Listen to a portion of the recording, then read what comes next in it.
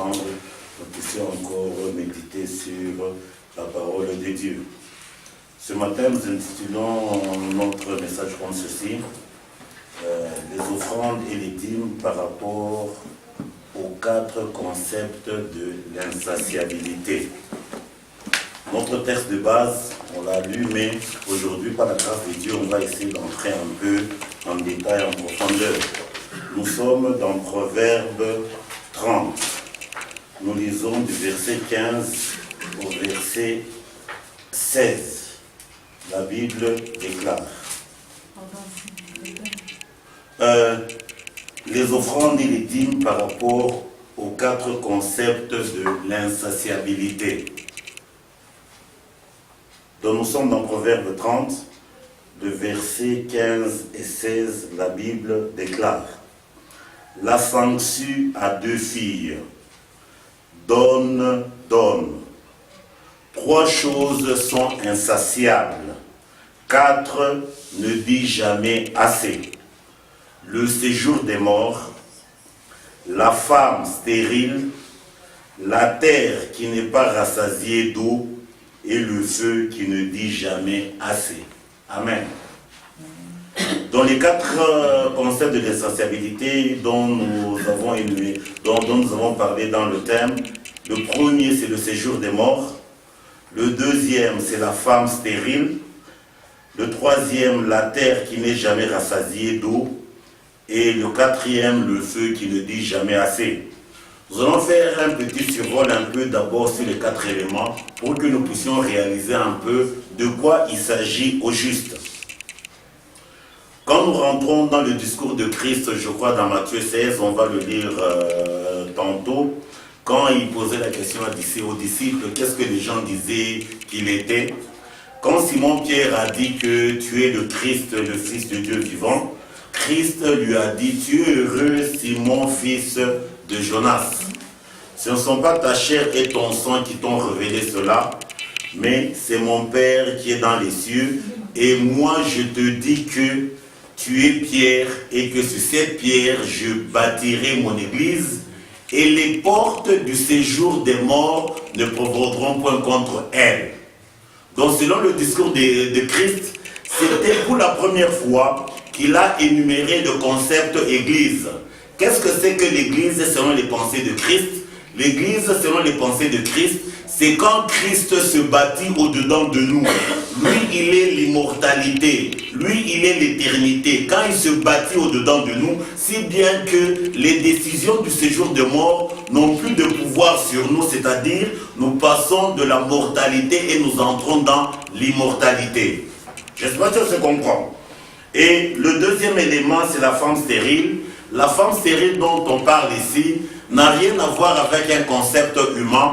C'est un concept spirituel qui révèle quoi? Qui révèle la première alliance dans laquelle nous entrons en passant par nos mamans qui nous ont enfantés. Parce que selon Dieu, il y a 2 alliances.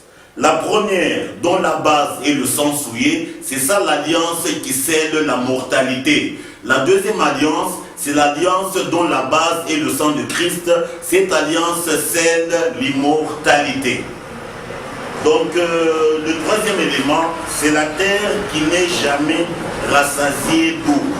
Quand vous allez dans le livre de 2 Samuel, 2 Samuel 14, 14, la Bible révèle ceci. Nous sommes dans 2 Samuel 14, 14, il est dit ceci. Il nous faut certainement mourir, et nous serons comme des eaux répandues à terre et qui ne se rassemblent plus. Dieu n'ôte pas la vie, mais il désire que le fugitif ne reste pas banni de sa présence. Donc ici, la Bible compare nous les humains à l'eau qui est versée par terre. Quand on a de l'eau dans un verre, on verse par terre, l'eau rentre dans la terre et nous les humains, nous sommes comparés à l'eau. Je ne sais pas si ça se comprend. D'ailleurs, vous êtes bien du domaine. L'homme, il est constitué de beaucoup plus l'eau. Amen.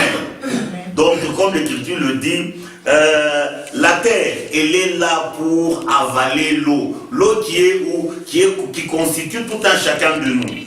Et le 4e élément, c'est le feu qui ne dit jamais assez. Nous connaissons tous le texte qui est donné dans Ésaïe 40, même dans une des épîtres de Pierre, où il dit « Toute chair est comme l'herbe ». Quand vous avez un feu quelque part, quand l'herbe s'approche, le feu ne peut jamais dire, donc manifester un échec devant l'herbe. Le rôle du feu, c'est consumer l'herbe. Et c'est pour ça que la volonté de Dieu est que nous quittions l'état de l'herbe, l'état du fumier, afin que nous devenions des pierres précieuses. Et une pierre précieuse devant le feu, elle ne peut que briller. Amen. Donc, c'est ça les 4 concepts autour desquels nous allons parler. Le premier élément sur lequel nous commençons, donc comme on l'avait lu, c'est dans je l'ai cité, c'est dans Matthieu 16, du verset 13 au verset 20. On va lire quand même, c'est important. Matthieu 16. 13 à 20, le Seigneur déclare. Non, la Bible déclare parce qu'il y a... donc nous sommes là, nous sommes dans Matthieu 16, du verset 13 au verset 20. Jésus étant arrivé dans le territoire de Césarée de Philippe, demanda à ses disciples, « Que dit-on que je suis, moi, le Fils de l'homme » Bien-aimés dans le Seigneur, quand nous voyons ce texte, les disciples qui étaient avec Christ, dans leur tête, il n'y avait aucun intérêt, il n'y avait aucune préoccupation pour chercher à savoir qui était Christ. C'est Christ en son sang qui a posé la question à ses disciples pour savoir qui il était. Parce que selon Christ, si notre perception sur la personne de Christ est erronée, la mort est consumée pour nous. Par contre, si la perception de Christ est bonne, c'est-à-dire nous passons de la mort à la vie. Amen. C'est là où Jésus dans Jean 17, dans ce qu'on appelle la prière sacerdotale, il dit ceci, il définit ce que c'est que la vie éternelle. Nous sommes dans Jean 17, verset 3. Il dit la vie éternelle est qu'ils te connaissent, toi le seul vrai Dieu, et c'est lui que tu as envoyé. Donc la vie éternelle a comme soubassement la connaissance excellente des dieux et la connaissance de Jésus-Christ. Si nous ne connaissons pas Dieu, si nous ne connaissons pas Jésus-Christ, on peut chanter 1000 ans, mais on ira en enfer. Amen. Je vais essayer de m'arrêter là pour qu'on puisse bien se comprendre. Tous les humains, les noms que nos parents nous ont donnés, ce ne sont que les noms d'étiquettes. Tous les humains, nous avons un seul nom commun. Le nom commun des humains, c'est la mortalité. Amen. Par contre, Dieu, son nom, c'est l'immortalité. Maintenant, Jésus que Dieu a envoyé, c'est pour nous extirper de notre mortalité afin que nous entrons dans l'immortalité des dieux. C'est pour ça que quand vous lisez quelque part dans la Bible, il dit que Jésus, il est venu nous faire connaître le nom de son Père. Le nom de son Père qui est l'identité de son Père, c'est-à-dire c'est l'immortalité ou bien l'éternité. Nous les humains, notre nom c'est la mortalité ou la brièveté. Jésus en venant, c'est lui la solution que Dieu a envoyée pour nous extirper de notre brièveté, de notre mortalité, afin que nous entrons dans l'éternité des dieux ou bien dans l'immortalité des dieux. J'espère que ça se comprend. Donc le point clé pour lequel le Seigneur Jésus est venu, c'est pas pour connaître des souliers, pour connaître des vestes, ou pour connaître à manger. Amen. Quelqu'un peut être affamé, mais il est avec Jésus. J'espère que ça se comprend. Parce qu'aujourd'hui, on a relié la présence de Jésus avec les biens matériels. C'est là que Christ stipule sur ce point. La vie d'un homme ne dépend pas de ses biens, fut-il en abondance. Donc la vie de quelqu'un dépend de sa relation qui est entre lui et Dieu. J'espère que ça se comprend. Mais aujourd'hui, le malin s'est mixé dans les choses de Dieu, où il a remplacé notre relation qui doit être intime avec Dieu par la corrélation des biens matériels. J'espère que ça se comprend. Donc nous disons ceci, donc la préoccupation de Christ, c'était pour appréhender qu'est-ce que les gens avaient comme perception sur sa personne. Quand nous lisons le verset 14, il dit ceci, Ils disent, les uns disent que tu es Jean-Baptiste, les autres Élie, les autres Jérémie ou l'un des prophètes. Donc, Christ, quand il a été ici, il y a eu une panoplie de perceptions erronées sur sa personne.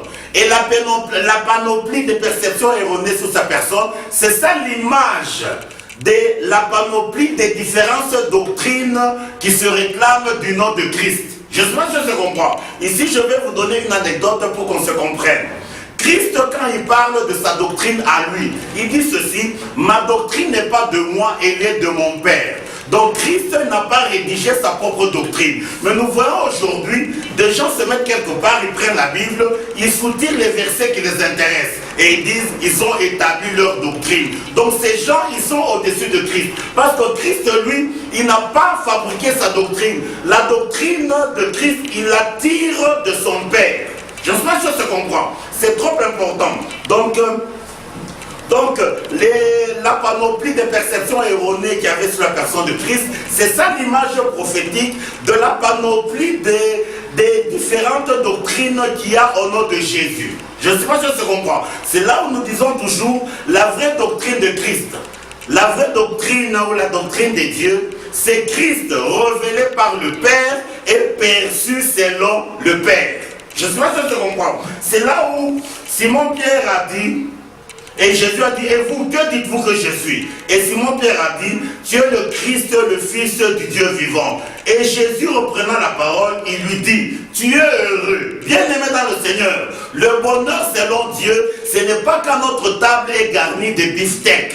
Le bonheur selon Dieu, c'est quand nous avons la révélation exacte du Messie. J'espère que ça se comprend. C'est là où l'Écriture dit, un peuple sans révélation, c'est un peuple sans frein. Et quand quand Pierre a dit, tu es le Christ, le Fils de Dieu vivant, Jésus lui a dit, tu es heureux, Simon, fils de Jonas, car ce ne sont pas ta chair et ton sang qui t'ont révélé cela. La chair et le sang dont Christ parle ici, c'est quoi? C'est-à-dire, ce ne sont pas tes capacités intellectuelles ou bien tes sentiments humains qui t'ont permis à ce que tu puisses savoir que j'étais le Christ. Donc, ce qui a permis que Simon ait cette révélation, c'est le Père qui est au ciel. Et quand il a dit ça, Jésus a dit, car ce ne sont pas ta chair et ton sang qui t'ont révélé cela, c'est mon Père qui est dans les cieux. Et moi je te dis, tu es Pierre, et sur cette pierre je bâtirai mon église. Dans le nom de son nom primitif, c'est Simon, je en parlera plus tard. Mais quand il a eu la révélation, Christ a révélé sa mutation de l'état de Simon à l'état de Pierre. Et il a dit, sur cette pierre, je bâtirai mon église. Donc l'église, c'est quand Christ se bâtit au-dedans de nous. Et quand il se bâtit au-dedans de nous, c'est-à-dire les privilèges qu'on en soutire, comme lui-même le dit, et les portes du séjour des morts ne prévaudront point contre elle. Les portes du séjour des morts, c'est quoi? Les décisions de la mort. J'espère que ça se comprend. C'est-à-dire, quand Christ est venu ici sur la terre, c'est pour nous extirper de la mortalité afin que nous ayons l'immortalité. Pour qu'on comprenne un peu ce concept, on va aller à un discours que Christ a donné pour qu'on puisse bien comprendre qu'est-ce qui constitue la mort dans tout un chacun de nous. Pour cela, nous allons dans Luc 13. C'est toujours le discours de Christ. Il dit ceci, Luc 13, à partir du verset 34 et verset 35, il déclare: Jérusalem, Jérusalem, qui tue les prophètes et qui lapide ceux qui te sont envoyés. Combien de fois ai-je voulu rassembler tes enfants, comme une poule rassemble sa couvée sous ses ailes, et vous ne l'avez pas voulu. Voici, votre maison vous sera laissée, mais je vous le dis, vous ne me verrez plus jusqu'à ce que vous disiez, béni soit celui qui vient au nom du Seigneur. Donc Christ, dans ce texte, il se compare à la poule. Et nous les humains, nous sommes identifiés aux œufs. Dans le rôle de la poule, quand il fait la couvaison de ses œufs, c'est pour que l'intérieur de l'œuf atteigne la maturité. Et quand l'intérieur atteint la maturité, alors la coquille se brise et après il y a séparation entre la coquille et le poussin. Donc l'intérieur de l'œuf, c'est ça l'image de notre homme intérieur. La coquille, c'est ça la chair, ce que Christ appelle notre maison. C'est là où il dit, puisque vous avez refusé ma couvaison, votre maison vous sera laissée. La maison dont Christ parle n'a rien à voir avec les maisons dans lesquelles nous habitons. La maison dont Christ parle, c'est ce qui est révélé dans le livre de Job. On va lire ce texte pour que vous puissiez bien comprendre de quelle maison Christ était en train de parler. Nous sommes dans Job 4, à partir du verset 18, il dit ceci. Si Dieu n'a pas confiance en ses serviteurs, s'il trouve de la folie chez ses anges, combien plus chez ceux qui habitent des maisons d'argile, qui tirent leur origine de la poussière. Dans les maisons dont Christ parle, ce sont nos corps mortels. Amen. Les corps dans lesquels nous habitons tirent leur origine de la poussière. Et la poussière, c'est la mort. Et Dieu a déjà arrêté un dessein qui ne changera jamais. Tu es poussière, tu retourneras à la poussière. La vision de Dieu est que nous soyons extirpés de la poussière. C'est là où Anne déclare dans son discours que de la poussière, il retire l'indigent. L'indigent, c'est qui? C'est notre esprit qui n'a aucune capacité par lui-même pour pouvoir s'extirper de la poussière. J'espère que tu comprends. Il dit, combien plus chez ceux qui habitent des maisons d'argile, qui tirent leur origine de la poussière et qui sont écrasés comme un vermisseau. Dans les corps dans lesquels nous habitons, ils sont d'une fragilité notoire. Amen. C'est pour cela que tout ce que l'homme fait comme action, c'est pour repousser la mort. C'est-à-dire, même quand on ne réfléchit pas, instinctivement, même quand vous êtes sur la route, même un fou, quand il est sur la route, quelqu'un klaxonne. Le fou, il fouille. Il fouille quoi? La mort. Donc, le combat permanent de l'homme, c'est combattre la mort. Mais la mort est plus forte que nous. J'espère que tu comprends. Il n'y a personne qui peut être plus fort que la mort. J'espère que tu comprends. C'est pour cela que Christ est venu, pour nous donner les capacités afin que la mort n'ait pas le dessus sur nous. C'est pour cela que Jésus a été envoyé sur la terre. Mais aujourd'hui, on a perturbé les choses. J'espère que tu comprends. Donc le rôle du Seigneur, c'est pour nous extirper de la mortalité. C'est là où il dit, des gens qui habitent des maisons d'argile, qui tirent leur origine de la poussière, qui peuvent être écrasés comme des vermisseaux. Du matin au soir, ils sont brisés, ils périssent pour toujours et nul n'y prend garde. Le fil de leur vie est coupé, ils meurent et n'ont pas acquis la sagesse. Donc Christ en venant, c'est pour nous extirper l'élément clé au-dedans de nous, qui est notre esprit, pour qu'il quitte la maison de la mortalité, afin que l'esprit rentre dans la maison de vie qui est la personne de Christ. C'est là où Paul lui-même, il le dit, misérable que je suis, qui me délivrera de ce corps de la mort? Amen. C'est là où nous disons toujours que chaque parent, selon Dieu, est méchant à l'égard de ses enfants. Parce que l'héritage que chaque parent transmet à ses enfants, c'est ce corps de la mort, le corps du péché. Amen. L'unique parent qu'il soit bon, il n'y a que Dieu qui est au ciel. C'est pour ça que Christ dans son discours, il dit, n'appelez personne sur la terre votre Père. Je suis sûr que c'est comprend. Et nous allons voir aussi le discours de Paul. Quel est le rôle de l'évangile? Le rôle de la bonne nouvelle. J'espère que tu comprends. Pour cela, nous allons aller dans 2 Timothée. Nous sommes dans 2 Timothée. Nous lisons le premier chapitre du verset 8 au verset 10. La Bible déclare. C'est l'apôtre Paul qui écrit à Timothée, il dit ceci. N'ayez donc point honte du témoignage à rendre à notre Seigneur, ni de moi son prisonnier, mais souffre avec moi pour l'évangile, par la puissance des dieux qui nous a sauvés et nous a adressé une sainte vocation, non à cause de nos œuvres, mais selon son propre dessein et selon la grâce qui nous a été donnée en Jésus avant les temps éternels. 10. Et a mis en évidence la vie et l'immortalité par l'évangile. Donc le rôle de l'évangile, c'est pour nous transmettre l'immortalité. C'est pour ça qu'on appelle l'évangile la bonne nouvelle. C'est-à-dire des gens qui étaient prisonniers de la mort. Le Seigneur leur amène la parole afin que la parole les aide à ce qu'ils soient extirpés de la mort pour qu'ils aient l'immortalité. Amen. C'est ça le rôle de la parole de Dieu. Jésus n'est pas venu pour autre chose. Toutes les autres choses qui existent, c'est du méli-mélo. Amen. On peut trouver quelqu'un qui est avec le Seigneur, qui a beaucoup d'argent, un autre qui est avec le Seigneur, qui n'a pas d'argent. On peut trouver un bandit qui a beaucoup d'argent, on peut trouver aussi un bandit qui n'a rien. Et dans la plupart des cas, ce sont beaucoup plus ceux qui trafiquent avec le prince de Tyr qui sont les plus puissants, les plus riches de la terre. Et le prince de Tyr, c'est l'ennemi.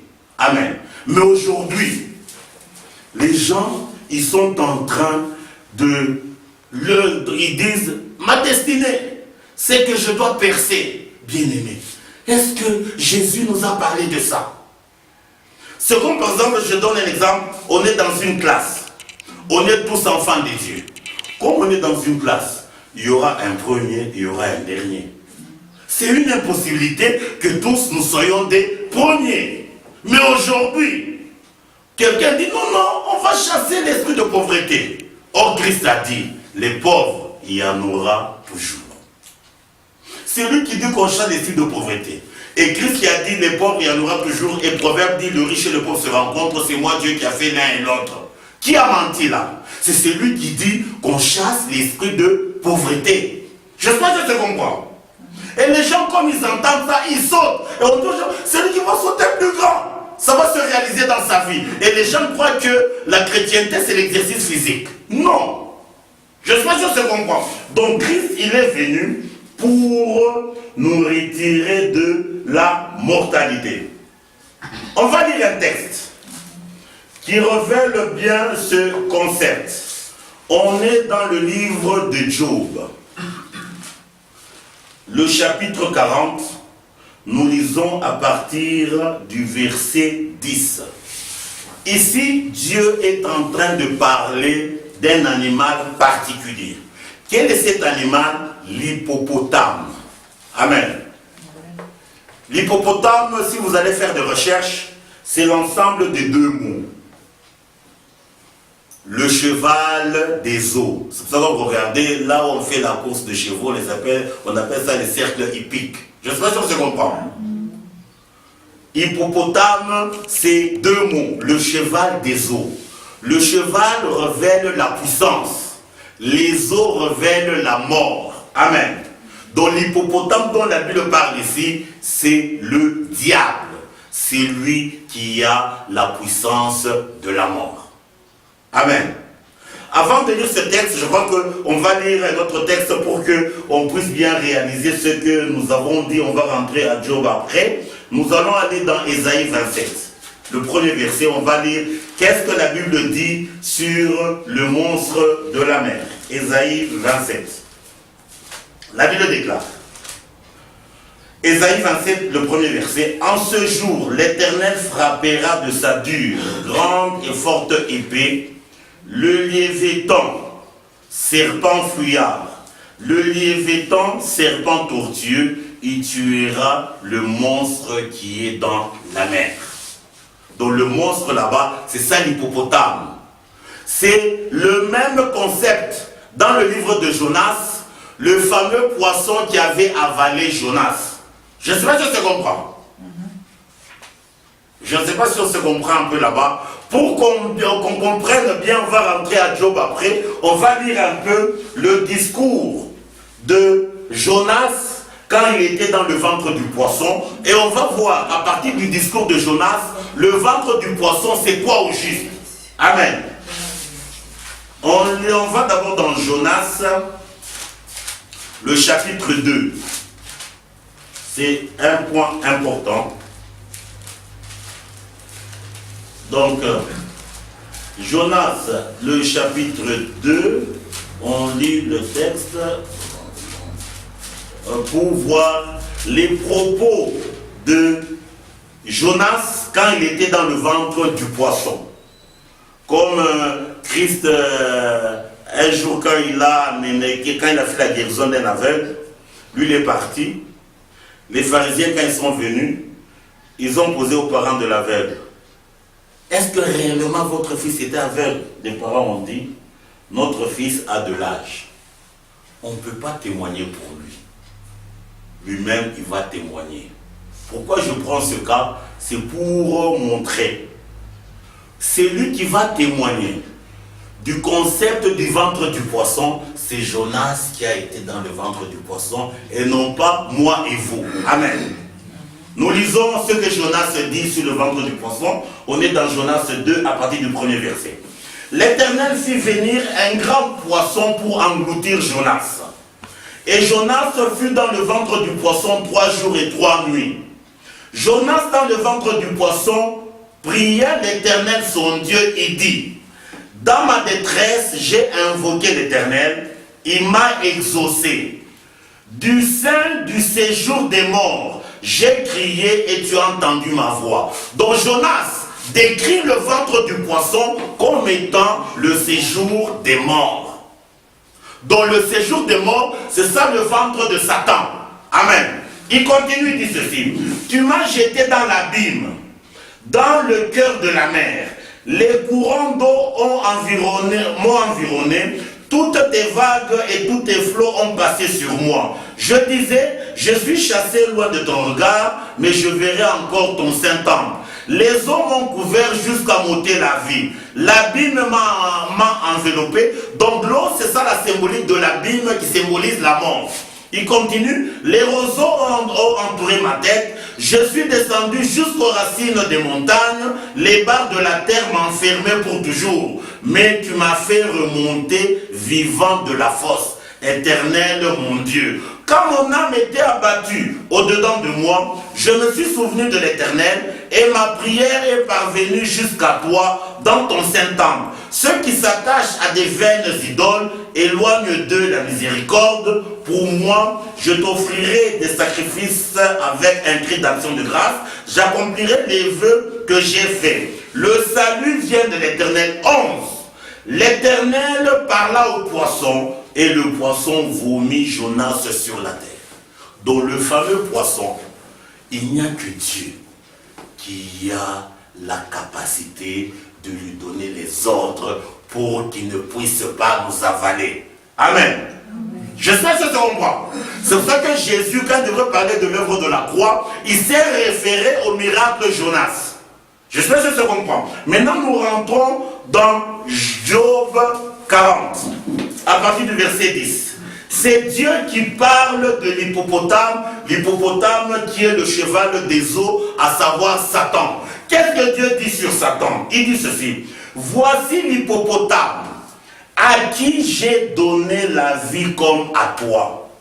Il mange de l'herbe comme le bœuf. Amen. Pourquoi Dieu a parlé comme ça? Il a fait une corrélation.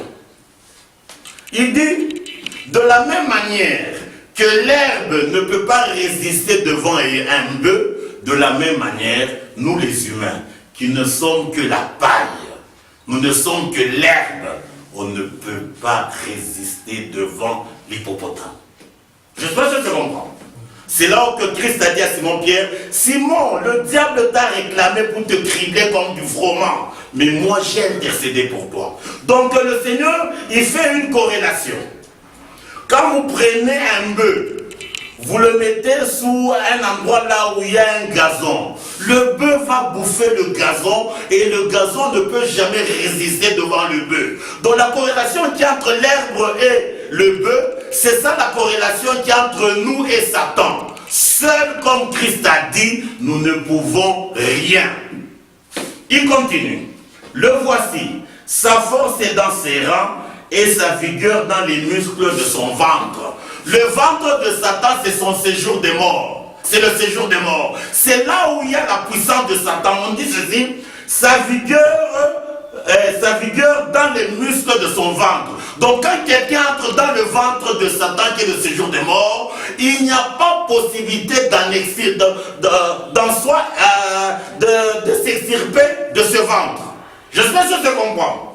Et la Bible continue et dit ceci: il plie sa queue aussi ferme qu'un cèdre. L'hippopotame naturel, il a une petite queue. Mais par contre, l'hippopotame dont Dieu parle, sa queue est ferme comme le cèdre. Le cèdre révèle le glorieux, c'est-à-dire cet animal, sa gloire se trouve dans l'échec. C'est pour cela que c'est avec sa queue qu'il a tiré le tiers des étoiles. Amen. Donc il agit par son échec. Mais Christ, lui, il agit par la victoire. J'espère que je comprends. Alors il continue, il dit: ses os sont des tubes d'airain, ses membres sont comme des barres de fer. Il est la première des œuvres des dieux, c'est lui qui l'a fait là pourvu d'un glaive. Le glaive de Satan, c'est la mort. J'espère que je comprends. Il continue, il dit ceci. Le verset 15, c'est un verset vraiment qui révèle un discours trop important. Il dit l'hippopotame, où est-ce qu'il trouve sa pâture? Il trouve sa pâture dans les montagnes, où se jouent toutes les bêtes des champs. De quoi il s'agit? La montagne révèle l'élévation. La montagne révèle le glorieux, c'est-à-dire tout être humain qui se glorifie par lui-même. Il est sur la montagne et là, l'hippopotame trouve sa pâture. Amen. Mais par contre, ceux qui s'abaissent, ils sont dans la vallée. Dans la vallée, l'hippopotame ne trouve pas sa pâture. C'est ce que l'Écriture dit: Dieu il résiste aux orgueilleux, mais il fait grâce aux humbles. Et Jean-Baptiste a dit: les montagnes seront rabaissées, il n'y a que les vallées que Dieu va exaucer. J'espère que tu comprends. Donc, tout celui qui se glorifie par lui-même, il est la nourriture potentielle du diable. J'espère que tu comprends. C'est là l'Écriture dit: il trouve sa pâture dans les montagnes où se jouent toutes les bêtes des champs. Et il continue: il se couche sous le lotus, au milieu des roseaux et des marécages. Les lotus le couvrent de son ombre, les sauts du torrent l'environnent. Que le fleuve vienne à déborder, il ne s'enfuit pas. Que le Jourdain se précipite dans sa gueule, il reste calme. Le fleuve dont la Bible parle, c'est quoi? Quand nous lisons Ecclésiaste chapitre 1er, le verset 7, on va lire ce texte pour savoir de quel fleuve la Bible parle avant. Ecclésiaste chapitre 1er, le verset 7, la Bible dit ceci: tous les fleuves vont à la mer et la mer n'est point remplie. Ils continuent à aller vers le lieu où ils se dirigent. Salomon ne nous donne pas une leçon d'hydrologie. Salomon nous révèle un concept spirituel. Tous les humains, nous sommes des fleuves, entrés où dans la mer, et la mer ne dira jamais assez. Amen. J'espère que tu comprends. C'est là où il dit: même quand le fleuve il vient se précipiter dans sa gueule, l'hippopotame est tranquille. Et il rajoute: même quand le Jourdain vient échouer, il reste calme. Le Jourdain, comme vous le savez très bien, sur le plan géographique, le Jourdain d'Israël, il va échouer dans la mer morte. La mer morte révèle l'endroit là où il y a la mort au double. C'est pour cela que sur le plan physiologique, dans la mer morte, il n'y a pas de vie. C'est une symbolique que Dieu a donnée sur le plan géographique. Je ne sais pas si tu comprends. Le Jourdain, c'est l'image du moi de tout un chacun. C'est notre moi qui est là pour nous précipiter dans la mort. Et le moi ne peut être arrêté comme le Jourdain, il a pu être arrêté que par la présence de l'arche. Ce n'est que quand le Jourdain est arrêté que nous pouvons entrer dans les promesses de Dieu. J'espère que tu comprends. C'est pour cela que quand nous rentrons dans les généalogies comme signe prophétique de Dieu, quand vous rentrez d'Adam, Jéred, c'est la même racine avec le Jourdain. Il est la génération, la 6e génération qui révèle tous les humains. Le Jourdain veut dire celui qui descend. Il descend où? Dans la mort. Mais par contre, la 7e génération, c'est Enoch. Enoch, lui, il n'est pas descendu, il est monté. La volonté de Dieu est que nous cessions d'être des Jéred, que nous soyons des Enoch. Je ne sais pas si je comprends. L'homme, il est né le 6e jour. Et le 6e jour, c'est ça la limite humaine par rapport à la mort. Par contre, le 7e révèle la présence de Dieu, c'est-à-dire la parole. La volonté de Dieu est que nous puissions naître des dieux. Si nous naissons des dieux, on ne sera jamais englouti, on ne sera jamais appelé à descendre dans le séjour des morts, mais on va aller auprès de Dieu. Je ne sais pas si je comprends.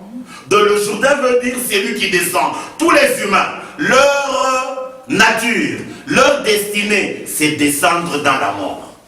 La volonté de Dieu est que nous rencontrons l'arche de Dieu, et l'arche de Dieu peut séparer les eaux de notre Jourdain afin que le passage soit établi pour que nous puissions rentrer dans les promesses de Dieu. Donc, l'hippopotame dont l'Écriture parle, c'est Satan dont Dieu parle, où aucun humain ne peut résister devant lui. C'est pour ça que Dieu, dans son amour, il a envoyé Christ, il a envoyé le Messie, afin qu'il nous donne des attributs, pour que nous soyons capables, afin que l'ennemi ne puisse pas nous avaler. C'est ça la mission de Christ.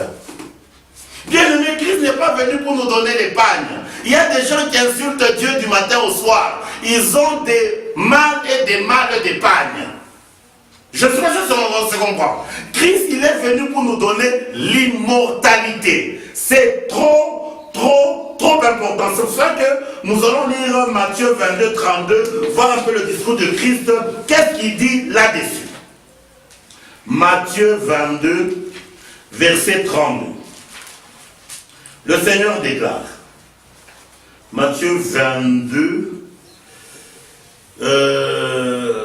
verset 32, il dit ceci. Nous commençons à partir du verset même 31. Pour ce qui est de la résurrection des morts, n'avez-vous pas lu ce que Dieu vous a dit? Je suis le Dieu d'Abraham, le Dieu d'Isaac, le Dieu de Jacob. Dieu n'est pas le Dieu des morts, mais des vivants. Amen. Qui est le mort? Le mort, c'est Abraham qui est né de Térak. Abraham est né de la parole, il est le vivant. Par rapport à Isaac, qui est le mort? C'est Ismaël. Le vivant, c'est Isaac. Et Jacob, le mort, c'est Ésaü, la chair. Pour dire, Dieu, il est le Dieu de la deuxième dimension, à savoir de l'esprit. Dieu est esprit et Dieu ne sera jamais le Dieu de la chair. Je ne sais pas si on se comprend. C'est pour ça que pour confirmer ce concept, on va lire encore un autre texte. Nous sommes dans Hébreux 12. Hébreux 12, la Bible dit ceci. Hébreux 12, 8 à 9, la Bible déclare. Si, la Bible 8 à 9 dit ceci, Hébreux 12, 8 à 9. Mais si vous êtes exempts du châtiment auquel tous on parle, vous êtes donc des enfants illégitimes et non des fils. D'ailleurs, puisque nos pères, selon la chair, nous ont châtiés et que nous les avons respectés, ne devons-nous pas, à plus forte raison, nous soumettre au Père des esprits pour avoir la vie? Donc Dieu, il est le Père des esprits. J'espère que je te comprends. Je vais donner encore d'autres textes pour qu'on comprenne un peu.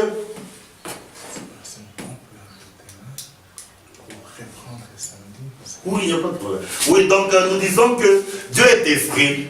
Il n'y a que ceux qui ont la nature de Dieu qui peuvent être ses enfants.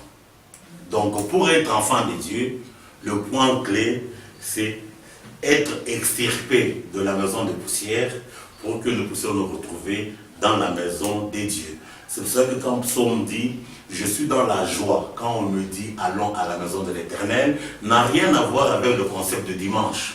C'est un concept du salut, où Paul révélait qu'il devrait quitter sa maison, qui est le corps de la mort, pour aller dans la maison où il y a la vie, la personne de Christ. Bien-aimés, que Dieu nous bénisse. Je ne sais pas s'il y a des questions posées, on va tâcher de répondre si cela est possible. Hein, celui qui n'a pas compris un concept. Bon, peut-être s'il n'y a pas de questions, vous allez poser en aparté, peut-être que je suis gênant un peu parfois.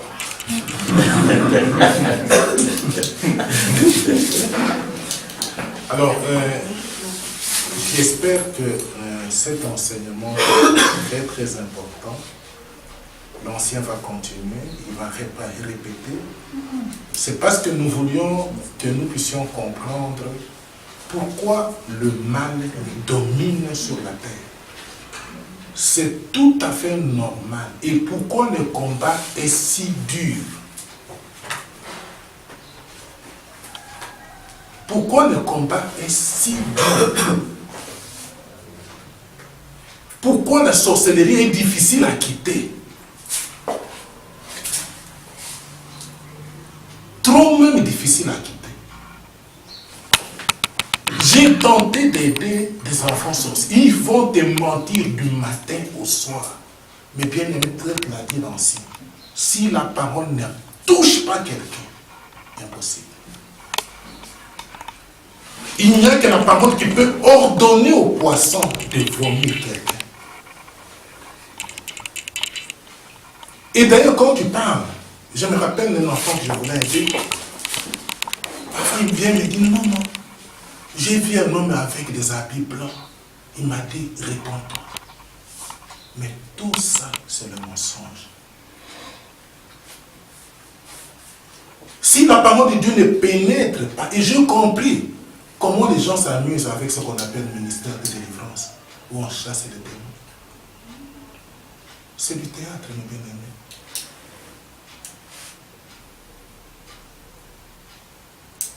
J'ai compris comment l'ennemi, comme il est rusé, crée des bâtiments, il colle le nom de Jésus, mais ils ne seront pas impunis.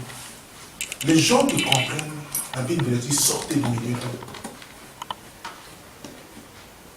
Pour que vous ne puissiez pas participer à leur péché. On ne s'amuse pas avec Dieu, mes bien-aimés. C'est qu'un homme aura Seigneur qui va le comprendre. Aujourd'hui, tu peux étrangler, on te dit c'est toi qui as tué. Non, tu n'es qu'un exécutant. Une image qu'on donne, c'est le ventre qui est la mort. Le ventre du gros poisson. Le jour où nous avons médité sur ce texte avec l'ancien sur l'hôpital, je me suis dit, Seigneur, il y a des choses qui me sont cachées. C'est pourquoi les gens dansent en disant, il y a des choses qui sont révélées aux enfants de Dieu. Pourquoi Dieu nous révèle ces choses, mes bien-aimés? Pour que nous puissions devenir sages. C'est pour que nous puissions devenir intelligents. Nous ayons la capacité de fuir le mal. Vous n'allez jamais dire que vous n'avez jamais été averti. La trompette sonne ici tout le temps. Et j'aime Dieu vraiment avec la négation carnancière. Même moi-même, parfois, je me demande quel est le courage que j'ai de dire Dieu. Parce que je connais ça, on a déjà partagé avec nous. Je pouvais me dire, non, moi je connais, je vais te faire en secret. Je cherche à je reste. Et je me suis dit, Seigneur, c'est comme si j'ai trouvé une mine d'or que je partage avec tout le monde. Que les sages prennent garde. On n'est pas là pour amuser les démons. On n'est pas là pour amuser la mort. Si tu es dans la sorcellerie, sans la parole, tu ne sortiras jamais. C'est pourquoi on dit que la sorcellerie est inguérissable, n'est-ce pas comme ça? Parce que la sorcellerie est inguérissable. Vous pouvez brûler ici, vous brûlez ici, comme on le fait là-bas au village et autres. On brûle, on dit tout pour. Mais comment il va tout pour là? Vous avez entendu ce qui signifie le ventre du gros poisson? Vous l'avez entendu, non? Comment il va sortir? Comment il va sortir? Il m'est bien aimé. Ce n'est pas une chose rare, mais les géants sont là. Les géants de l'immoralité. Les géants de la technologie. Les géants de la mort. Ils sont là. Comme Paul, quand il a entendu parler de quelqu'un qui, dont les cœurs s'inclinent vers Dieu, qu'est-ce qu'il faisait? Il dit, Dieu, mon Dieu, donne l'esprit de sagesse et de révélation dans ta connaissance. Inonde de ta lumière pour qu'il puisse sortir de la puissance des ténèbres par la lumière. Mais bien-aimés, nous qui sommes là, j'ai vu maman qui était là en train d'endormir. Bon, vous allez parler avec elle après. Parce que tout le temps qu'elle a ancien parlé, il était dans le sommeil. Je pense qu'il faut... Oui, de temps en temps. Oui, j'ai vu. Bon, il ne faut pas que je dise son nom. Mais moi, je l'ai vu. Bon, vous comprenez un peu. Bon. Et peut-être de temps en temps, alors quelqu'un d'autre d'entre vous qui avait compris, ça m'a bien aimé, ce sont cette histoire de rire. C'est la chair qui se moque de la parole de Dieu. Quand vous voyez quelqu'un en train de s'enfoncer vers la mort, dans le séjour du grand poisson, vous ne riez pas, vous pleurez. Vous ne riez plus.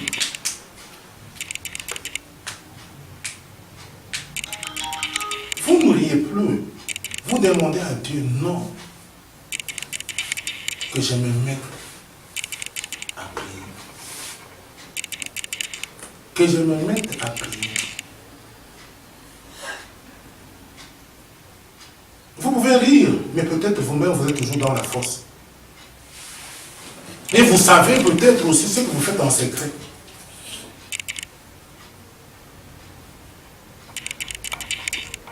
Vous savez, la Bible est claire, hein? Les péchés de certaines personnes sont visibles dans le premier coup.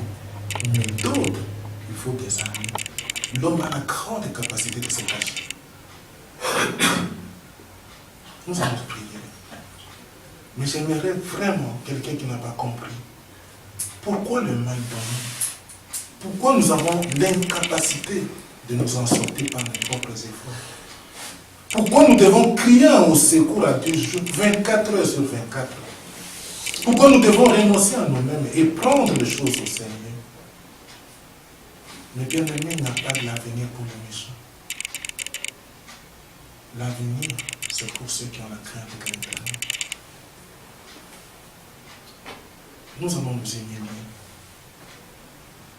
Nous allons nous demander à Dieu qu'il pardonne nos péchés d'orgueil, qu'il nous révèle la profondeur de notre orgueil,